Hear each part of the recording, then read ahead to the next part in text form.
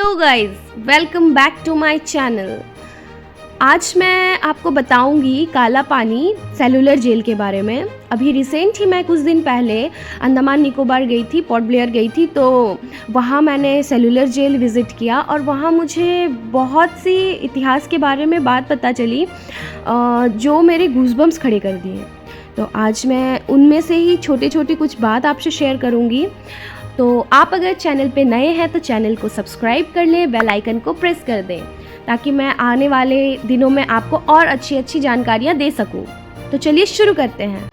काला पानी की सज़ा बीते ज़माने की एक ऐसी सज़ा थी जिसके नाम से कैदी कांपते थे।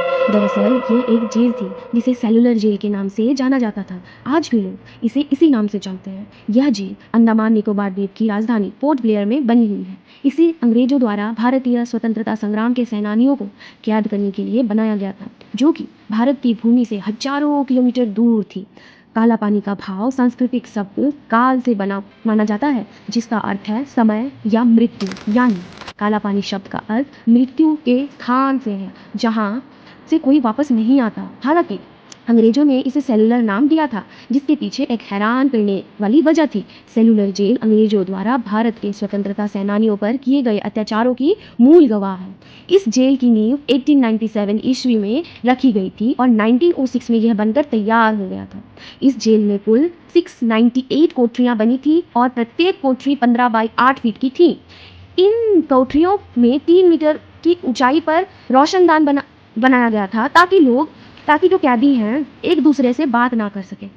जेल गहरे समुद्र से घिरी हुई है, जिसके चारों ओर कई किलोमीटर तक सिर्फ और सिर्फ समुद्र का पानी ही दिखाई देता है। इसे पार कर पाना किसी के लिए भी आसान नहीं था। यह जेल की सबसे बड़ी खूबी यह थी कि इसकी चार दीवारी एकदम छोटा बनाया गया था, जिसे कोई भी आसानी से पार कर सकता था। लेकिन इसके बाद जेल से बाहर निकलकर भाग जाना लगभग नामुमकिन था, क्योंकि ऐसा कोशिश करने पर कैदी समुद्र के पानी में ही डूब करना चाहते थे।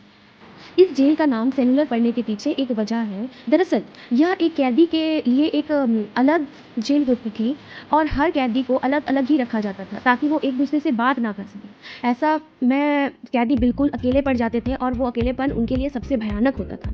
कहते हैं कि इस जेल में ना जाने कितने ही भारतीय को फांसी की सज़ा दी गई थी। इसके अलावा कई तो दूसरी वजहों से भी मर गए थे, लेकिन इसका रिकॉर्ड कहीं मौजूद नहीं है। इसी वजह से इस जेल को भारतीय इतिहास का एक काला अध्याय कहा जाता है। यही है हमारा आज का कहानी और इसके अगले कहानी को अगले पार्ट में बताऊंगी। अगले पार्ट को जानने के लिए चैनल को सब्सक्राइब कर लें ताकि मैं जो भी इंफॉर्मेशन दूँ वो आप तक पहुँच सके। धन्यवाद दोस्तों।